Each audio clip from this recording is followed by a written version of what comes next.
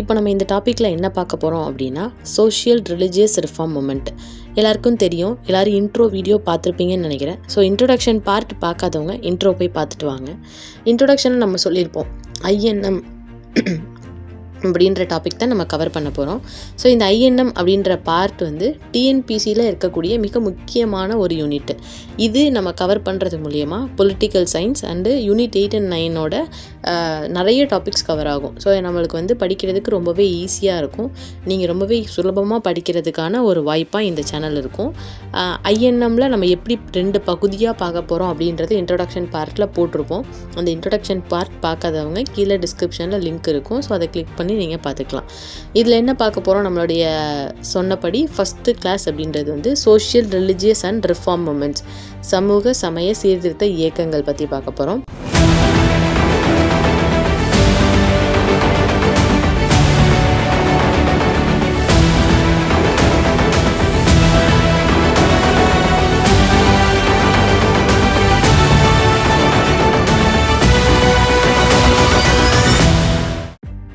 பத்தொன்பதாம் நூற்றாண்டுகளில் இதோடைய மறுமலர்ச்சி, இந்த இயக்கங்களின் உருவாக்கம் ரொம்பவே வேகமாக இருந்திருக்கும். சோஷியல் ரிலிஜியஸ் ரிஃபார்ம் மூமெண்ட், சமூகத்துலேயும் சரி மதம் சார்ந்தும் சரி, அதாவது என்ன சொல்கிறது, ரிலிஜியஸ் ரிஃபார்ம் மூமெண்ட்ஸ், நிறைய மறுமலர்ச்சி இயக்கங்கள் உருவாகிட்டே இருந்தது. சமூகம் சார்ந்த இயக்கங்களாக இருந்தாலும் சரி, மதம் சார்ந்த இயக்கங்களாக இருந்தாலும் நிறைய உருவானுச்சு. இதுக்கு என்ன காரணம், ஏன் இதெல்லாம் உருவானுச்சு அப்படின்றத நம்ம ஃபஸ்ட்டு பார்க்கணும். For factors causing the social religious and reform moments அப்படின்றது நம்மளுக்கு தெரியணும் இல்லையா? ஸோ அது என்ன அப்படின்னு பார்த்தோம்னா, சோஷியல் இஷ்யூஸ், நிறைய விதமான சமூக காரணங்கள், என்னெல்லாம் காரணங்கள் நடந்துச்சு, காரணங்கள் நிறைய நடந்தது. என்னென்ன காரணங்கள் அப்படின்றதுனால இந்த சோஷியல் ரிலிஜியஸ் ரிஃபார்ம் மூமெண்ட்ஸ் உருவானுச்சு அப்படின்னா, இதில் வந்து மெயின் கான்செப்டாக இருக்க வேண்டியது, அதாவது யாருடைய வெல்ஃபேருக்காக, ஃபஸ்ட் அண்ட் ஃபார்மோஸ்ட் உமனுக்காக. செகண்ட் பார்த்தோம் அப்படின்னா ஃபீமேல் சைல்டுக்கு, அதாவது பெண் குழந்தைகளுக்காகவும். உமன் ஃபஸ்ட்டு, அடுத்து பெண் குழந்தைகளுக்காக. அதுக்கப்புறம் என்ன ஆயிடுச்சு அப்படின்னா, அப்படி கொஞ்சம் கொஞ்சமாக வந்து திராவிடியன்ஸ் அவங்களோட வெல்ஃபேர் அப்படின்னு சொல்லிட்டு கொஞ்சம் கொஞ்சமாக அப்படியே டெவலப் பண்ணிச்சு. ஸோ இதில் ஃபஸ்ட் அண்ட் ஃபார்மோஸ்ட் பெண்களுக்காகவும் பெண் குழந்தைகளுக்காகவும் அவங்களுக்கு நடந்த கொடுமைகளை தட்டி கேட்குற விதமாகவும் அது ரொம்ப அதிகப்படியாக பரவுனதுனாலையும் தான் இந்த social and religious reform moments உருவாக மிகப்பெரிய காரணமாக இருந்துச்சு. ஸோ அப்படி என்னெல்லாம் பெண்களுக்கு நடந்தது அப்படின்னு பார்த்தோம்னா, பெண்களுக்கு சமுதாயத்தில் ரொம்பவே குறைந்த மதிப்பு, low status of woman in society, அது தெரிஞ்சது தான். நம்மளுடைய 19th செஞ்சுரியில் பெண்களுக்கான மதிப்பு சரியாக தரப்படாமை ஒரு மிக முக்கிய காரணம். குழந்தைகளுக்கான இயர்லி மேரேஜ், அதாவது பெண் குழந்தைகளுக்கான குழந்தை திருமணம் அப்படின்றது ரொம்பவே பிரபலமாக இருந்தது. அடுத்து சதி தெரியும் இல்லையா? அதாவது தன்னுடைய கணவர் இறந்துட்டா பெண்கள் உடனே உடன்கட்டை ஏறும் பழக்கம் வந்து ரொம்பவே இதாக இருந்துச்சு. அது வந்து ரொம்ப வலுக்கட்டாயமாக வந்து பண்ண வச்சாங்க. அடுத்து பல திருமணங்கள், பாலிகேமி, அது இருந்துச்சு. அது வந்து 2 மதங்களிலுமே அது வந்து ரொம்பவே ப்ரிவலண்ட்டாக இருந்துச்சு. ஃபீமேல் இன்ஃபான்டிசைட், பெண் குழந்தை படுகொலை, பெண் குழந்தை பிறந்துட்டாலே அவங்களே கொல்லுறணும், அந்த மாதிரி இருந்துச்சு. ரீமேரேஜ் பிரதா சிஸ்டம் அப்படின்றது ஒரு பெண்ணுக்கு வந்து தன்னுடைய கணவர் இறந்துட்டாங்களோ அப்படின்னா திரும்பி மறுமணம் செய்துக்கிறதுக்கான ஒரு வாய்ப்பு இல்லாமலே இருந்துச்சு. ஸோ இதை மாதிரி நிறைய சோஷியல் இஷ்யூஸ் வந்து மிக முக்கிய காரணமாக இருந்துச்சு. வேறு என்னென்ன காரணங்கள் இருந்துச்சு அப்படின்னா, அவங்களுக்கு இப்போ நம்மளுக்கு இருக்கிற எதுவுமே அப்போ இல்லை. அதாவது இப்போ வந்து பெண்களுக்கு ப்ராப்பர்ட்டியில் ரைட்ஸ் இருக்குது இல்லையா? அப்போ வந்து பெண்களுக்கு தன்னுடைய சொத்தில் பங்கு கிடையாது. பொருளாதாரம் சார்ந்தும் சரி, தன்னுடைய சமூகம் சார்ந்தும் சரி, பெண்கள் வந்து அதை சார்ந்து இருக்கணும் அப்படின்ற ஒரு விஷயத்தில் ரொம்பவே இதாக இருந்துச்சு அந்த சமுதாயம். ஆண் பெண் சமமற்ற நிலை. இப்போ தான் நம்ம சொல்கிறோம் உமன் எம்பவர்மெண்ட், உமன் மென் எல்லாம் ஈக்குவல் தான் அப்படின்னு சொல்லிட்டு, எல்லா விதத்துலையும் ஈக்குவல் ஆப்பர்ச்சுனிட்டிஸ் அப்படின்னு சொல்லிட்டு பேசிகிட்டு இருக்கோம். ஸோ அப்போ அப்படிலாம் இல்லை. அடுத்தது மேரேஜஸ் வந்து நிறைய வந்து திருமணங்கள் முறிவு, அந்த மாதிரி. பெண் கல்வியே கிடையாது, பெண்களுக்கு எஜுகேஷன் மறுக்கப்பட்டது மிக மிக முக்கியமான ஒரு காரணங்கள். ஏன்னா இந்த வெஸ்டர்ன் கல்ச்சர் பரவ ஆரம்பித்தப்போ தான் இந்த ரிலிஜியஸ் ரிஃபார்ம் மூமெண்ட்ஸ்லாம் அதிகமாக வர ஆரம்பிச்சிருச்சு. சரி, இதெல்லாம் வந்து இதெல்லாம் இஷ்யூஸ், இந்த மாதிரியான சமூக காரணங்கள் மிக முக்கியமாக இருந்துச்சு. அதனால் வந்து இது உருவானுச்சு. வேறு என்னென்ன காரணங்கள் இருந்தது அப்படின்னு பார்த்தோம் அப்படின்னா, அந்த டைமில் வேறு என்னென்னலாம் மிக முக்கியமான காரணங்களாக இருந்ததுன்னா, அப்போது காலனியல் கவர்மெண்ட் வந்து இந்தியன் மண்ணில் இருந்தாங்க. அதாவது பிரிட்டிஷ் வந்து இந்தியாவில் இருந்தாங்க. பிரிட்டிஷ் இருந்தது மிக முக்கிய காரணம். ஏன்னா அவங்களுக்கு இந்த பழக்க வழக்கங்கள் பிடிக்கல. ஸோ அவங்க வந்து மேற்கத்திய கொள்கைகளின் இங்கே பரப்பணும் அப்படின்றதெல்லாம் ரொம்ப ஒரு இதாக இருந்தாங்க. சதி எல்லாமே ஒழிச்சது எல்லாமே பிரிட்டிஷை சார்ந்த பிரபுக்கள் அப்படின்றதெல்லாம் நம்ம படிச்சிருப்போம். ஸோ ராஜாராம் மோகன் ராயோட வலியுறுத்தல்னால அவங்க பண்ணியிருப்பாங்க அப்படின்னு சொல்லிட்டு. ஸோ பிரிட்டிஷ் இங்கே இருந்தது மிக முக்கிய காரணம். அந்த டைமில் தான் நேஷ்னலிசம் பரவிட்டு இருந்தது. அதாவது தேசியமயமாக்கம் ரொம்ப தீவிரமானது 19ஆம் நூற்றாண்டுகளில், அது நம்மளுக்கு தெரியும். அது மட்டும் இல்லாமல் இப்போ வந்து மேக்ஸ் முல்லர் அந்த மாதிரி உள்ளவங்க என்ன பண்ணாங்க அப்படின்னா, தன் இந்தியாவோட பாஸ்ட் என்ன அப்படின்றத நிறைய ஸ்காலர்ஸ் கண்டுபிடிக்க ஆரம்பித்தாங்க. ஸோ அதெல்லாமே சேர்ந்து அப்புறம் வெஸ்டர்ன் கல்ச்சர், நிறைய மேற்கத்திய கல்வி முறைகள், மேற்கத்திய கலாச்சாரம் இதெல்லாம் இந்தியாவுக்குள்ளே கொண்டு வரும்பொழுது என்ன ஆணுச்சு அப்படின்னா, இந்த நிறைய ரிலீஜியஸ் ரிஃபார்ம் மூமெண்ட்ஸ் வர காரணங்களாக இருந்துச்சு அப்படின்னு சொல்லி நம்ம பார்க்குறோம். ஸோ அப்போ என்னென்ன அப்படின்னா, இஷ்யூஸ் ஒரு காரணங்களாக இருந்தாலும் இதெல்லாம் ஒரு மிக முக்கிய காரணமாக இருந்துச்சு. இப்போ இந்த சோஷியல் ரிஃபார்ம் உருவாகிறதுக்கு அதாவது சமூக மறுமலர்ச்சியை இயக்கங்கள் நம்ம அடுத்து படிப்போம். இந்த மறுமலர்ச்சி 2 விதமாக சொல்லலாம். ஒன்று பெண்களுடைய முன்னேற்றம் அப்படின்னு சொல்லலாம், இன்னொன்று மதத்தை சார்ந்தது. இப்போ வந்து பெண்களின் முன்னேற்றத்திற்காக தான் மிக முக்கியமாக fight for betterment position of woman என்னெல்லாம் பண்ணியிருக்காங்க, உமனோட பெட்டர்மெண்ட் லைஃப்காக என்னெல்லாம் பண்ணிட்டாங்க அப்படின்னு சொல்லி பார்த்தோம் அப்படின்னா, அபாலிஷன் ஆஃப் சதி ஒழிக்கப்பட்டது. நம்ம பார்த்தோம் இல்லையா, சதி அப்படின்றது உடன்கட்டை ஏறுதல் அப்படின்ற ஒரு பழக்கம் இருந்துச்சு. ஸோ இந்த ரிஃபார்மை கொண்டு போன ரிஃபார்மர் யார் அப்படின்னா ராஜாராம் மோகன் ராய். ரொம்பவே முக்கியமானவங்க. ஸோ அதை நோட் பண்ணிக்கோங்க. ராஜாராம் மோகன் ராயோட இதுபடி சதி ஒழிக்கப்பட்டது. இதை வந்து ரெகுலேஷன் ஆக்ட் படி கொண்டு வந்தாங்க. ஸோ அப்போ வந்து வில்லியம் பென்டிக் 1829 அது இன்னமும் ஃபர்தராக படிப்போம். இங்கே என்னெல்லாம் பெண்களுக்கு பண்ணாங்கன்ற ஆக்ட் எல்லாத்தையும் ஒரு சேர இருக்குது. ஸோ அது உங்களுக்கு ஈஸியாக இருக்கும்.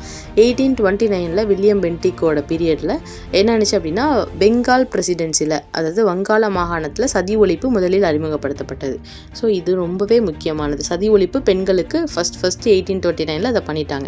அடுத்து female infanticide prevention act, preventing female infanticide act, குழந்தை படுகொலை தடை சட்டம் 1870 கொண்டு வந்தாங்க. அடுத்தது விதவை மறுமண சட்டம், விடோ ரீமேரேஜ் ஆக்ட். அதாவது 1856 உருவாக்கப்பட்ட விதவை மறுமண சட்டம் ரொம்பவே முக்கியமானது. ஸோ இதை ஞாபகம் வச்சுக்கோங்க. அடுத்து விஷ்ணு சாஸ்திரி பண்டிட் அவருடைய விடோ ரீமேரேஜ் அசோசியேஷன், அவரால் உருவாக்கப்பட்ட விதவை மறுமண கழகம் 1850. First age of consent act, அதாவது என்னென்னா இது மூலியமாக தான் இந்த ஏஜ் ஆஃப் கன்சென்ட் ஆக்ட், ஒப்புதல் சட்டம் அப்படின்னு சொல்லுவாங்க. ஒப்புதல் சட்டம், வயது ஒப்புதல் சட்டம் அப்படின்னு சொல்லுவாங்க. இந்த வயது ஒப்புதல் சட்டம் மூலியமாக தான் அதாவது பெண் குழந்தைகளுக்கு திருமண வயது இவ்வளோ தான் அப்படின்றத ஃபிக்ஸ் பண்ண ஆரம்பித்தாங்க. இதோட தொடர்ச்சியாக அடுத்தடுத்து நம்ம படிப்போம். ஸோ அப்போ வந்து ஏஜ் ஆஃப் கன்சென்ட் ஆக்ட்னா ஃபஸ்ட்டு என்ன பண்ணால், மேரேஜ் வந்து 12 வயதிற்கு குறைவான பெண் குழந்தைகளுக்கு பண்ணக்கூடாது, இது கட்டாயம் அப்படின்றத சொன்னது இந்த ஏஜ் ஆஃப் கன்சென்ட் ஆக்ட், அதாவது வயது ஒப்புதல் சட்டம் அப்படின்னு சொல்லுவாங்க. ஸோ இது மூலியமாக தான் என்ன பண்ணாங்க அப்படின்னா, குழந்தைகளுக்கு 12 வயதுக்கு கீழே உள்ளவங்கள குழந்தைகள் அவங்களுக்கு கண்டிப்பாக திருமணம் பண்ணக்கூடாது அப்படின்னு சொல்லியிருப்பாங்க. ஃபஸ்ட்டு இந்த age of consent act 1891 form ஆகிறதுக்கு முன்னாடி இது 1860 உருவாக்கப்பட்டது. 1860 இது 10 வயதுக்கு குறைவான குழந்தைகள் இருந்துச்சு. அதுக்கப்புறம் பார்த்தோம் அப்படின்னா 12 வயதுக்கு குறைவான குழந்தைகள் அப்படின்னு சொல்லிட்டு இருந்துச்சு. ஸோ இது இப்படி தான் அடுத்து வளர்ந்து வந்துக்கிட்டே இருந்தது. இப்போ இந்த 10 அப்படின்றது வந்து 60 கொண்டு வந்தாங்க. அடுத்தது 12 அப்படின்றது 91 கொண்டு வந்தாங்க. இது 1860 1891 கொண்டு வந்தாங்க. இது வந்து எதுக்காக அப்படின்னா, குழந்தைகளுக்கு, அதாவது பெண் குழந்தைகள் இத்தனை வயசுக்கு கீழே இருக்கவங்களுக்கு கண்டிப்பாக திருமணம் பண்ணக்கூடாது அப்படின்றதுக்காக கொண்டு வந்தப்பட்ட சட்டம். அடுத்து சாரதா சட்டம் அப்படின்னு சொல்லுவாங்க. ரொம்பவே இம்பார்ட்டண்டான ஒரு சட்டம். இந்த சாரதா திருமண சட்டத்தின் மூலமாக இர்வின் பிரபு காலம் அது. இர்வின் பிரபுவோட காலத்தில் கேர்ள்ஸுக்கு 14 வயசு, ஃபஸ்ட்டு பார்த்தோம் 10 வயசுக்கு கீழே, அடுத்து 12 வயது, அடுத்து 14 வயது, ஆண்களின் வயது 18 அப்படின்னு சொல்லிட்டு சாரதா சட்டத்தின் மூலமாக கொண்டு வரப்பட்டது. அடுத்து சைல்டு மேரேஜ் ரெஸ்ட்ரெயின்ஸ் ஆக்ட், குழந்தை திருமண கட்டுப்பாட்டு சட்டம். இது மூலியமாக 14 18 வயசாக மாற்றிட்டாங்க. 10, 12, 14 அடுத்து 18 வயதாக மாற்றிட்டாங்க. அதே மாதிரி ஆண்களுக்கு 18 21 மாற்றப்பட்டது. ஸோ அப்போது என்ன ஆயிடுச்சு அப்படின்னா, 10 வயசுக்கு கீழேருந்து ஆரம்பித்து இது ரெண்டுமே வந்து ஏஜ் ஆஃப் கன்சென்ட் ஆக்டில் உள்ளது தான். இந்த 14 அப்படின்றது சாரத சட்டத்தில், அடுத்து 18 அப்படின்றது சைல்டு மேரேஜ் ரெஸ்ட்ரெயின் ஆக்ட், அதாவது குழந்தை திருமண கட்டுப்பாட்டு சட்டம். ஸோ இது மூலியமாக என்ன ஆனிச்சு அப்படின்னா குழந்தைகளுடைய திருமண வயது எப்படி ஆயிடுச்சு அப்படின்னா கொஞ்சம் கொஞ்சமாக இன்க்ரீஸ் ஆகிட்டே இருந்துச்சு. ஏன்னா குழந்தை திருமணத்தை ஒழிக்கணும் அப்படின்றது ரொம்பவே முக்கியமான ஒரு விஷயம் இல்லையா? ஸோ அதை இதில் பண்ணாங்க. அடுத்தது இது திருமணத்திற்கு. அடுத்து எஜுகேஷன் சைடில் பார்த்தோம் அப்படின்னா சார்லஸ் வுட் அறிக்கை. சார்லஸ் வுட் பெண் கல்வியை வலியுறுத்தி அவர் ஒரு அறிக்கையை ரிலீஸ் பண்ணார். ஸோ அதுதான் என்ன சொல்லுவாங்க அப்படின்னா கல்வியின் மகா சாசனம், மேக்னா கர்த்தா ஆஃப் எஜுகேஷன் அப்படின்னு சொல்லுவாங்க. கல்வியின் மகா சாசனம் அப்படின்னு சொல்லுவாங்க. மேக்னா கர்த்தா ஆஃப் எஜுகேஷன் 1854 உருவாக்கப்பட்டது. அந்த இது தொடர்ந்து என்ன ஆனிச்சு அப்படின்னா கார்வே அப்படின்ற பேராசிரியர் கார்வே 1916 இந்தியன் யூனிவர்சிட்டியை உருவாக்குனார். அது பெண்களுக்கான பல்கலைக்கழகம் உருவாக்கப்பட்டது. அடுத்து அனைத்து இந்திய பெண்கள் மாநாடு 1927. இதெல்லாம் என்ன அப்படின்னா ஒரு காலக்கோடு மாதிரி கல்வி சார்ந்து என்னது, கல்வியில் ஃபஸ்ட்டு சார்லஸ் வுட் அறிக்கை 1854 பண்ணியிருப்பாங்க. 1916 கார்வேயினால் இந்திய பெண்கள் பல்கலைக்கழகம் உருவாக்கப்பட்டுச்சு. அடுத்து அனைத்து இந்திய பெண்கள் மாநாடு 1927 உருவாக்கப்பட்டது.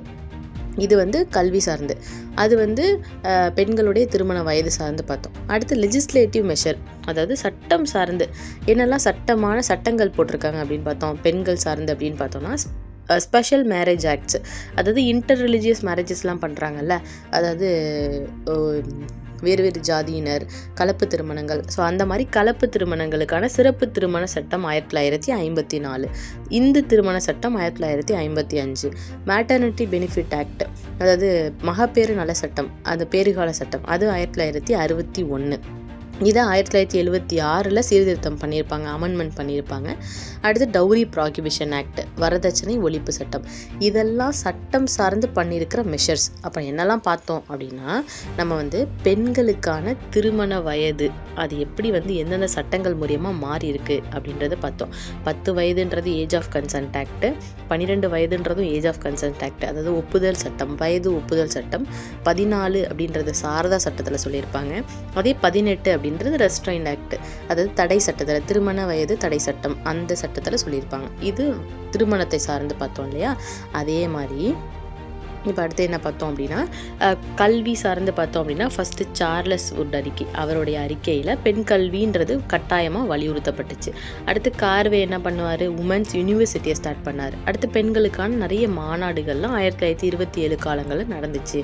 ஸோ இது கல்வி சார்ந்து. அடுத்து சட்டம் சார்ந்து என்னெல்லாம் நடந்துச்சு அப்படின்னா ஸ்பெஷல் மேரேஜ் ஆக்ட், இந்து திருமண சட்டம், மகப்பேறு வரதட்சணை ஒழிப்பு சட்டம்.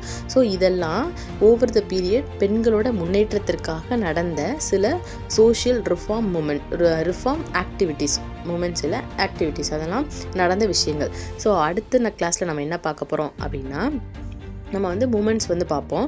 ஸோ நெக்ஸ்ட் கிளாஸில் அதுலேருந்து நம்ம ஸ்டார்ட் பண்ண போகிறோம். யாரெல்லாம் அந்த மூமெண்ட்டை லீட் பண்ணி கொண்டு போனது, இப்போ ராஜாராம் மோகன் ராயிலிருந்து யாரெல்லாம் மூமெண்ட்டை லீட் பண்ணி கொண்டு போனது அப்படின்றத பார்ப்போம். அடுத்தது இப்போ நம்ம ஃபஸ்ட்டு பார்ட் என்ன சொன்னோம், உமன்ஸோட பெட்டர்மெண்ட்காக என்னெல்லாம் பண்ணாங்கன்னு பார்த்தோம். அடுத்த பார்ட் என்ன அப்படின்னா கேஸ்ட் பேஸ்ட் எக்ஸ்ப்ளாய்டேஷனை குறைக்கணும், அதாவது ஜாதி சார்ந்து இருக்கக்கூடாது. அந்த இதை யாரெல்லாம் எக்ஸ்ப்ளாய்ட் பண்ணது அப்படின்னா first Gandhiji, all India Harijan சங்கம், அனைத்து இந்திய ஹரிஜன் சங்கம் அப்படின்றது எதுக்காக அப்படின்னா ஃபார் அன்டச்சபிலிட்டிக்காக, தீண்டாமையை ஒழிக்கணும் அப்படின்றது காந்தி ரொம்பவே பெரிய ஒரு இதில் இருந்தவர். ஸோ அப்போது காந்தி அவர்கள் ஹரிஜன் சங்கத்தை உருவாக்குனார்.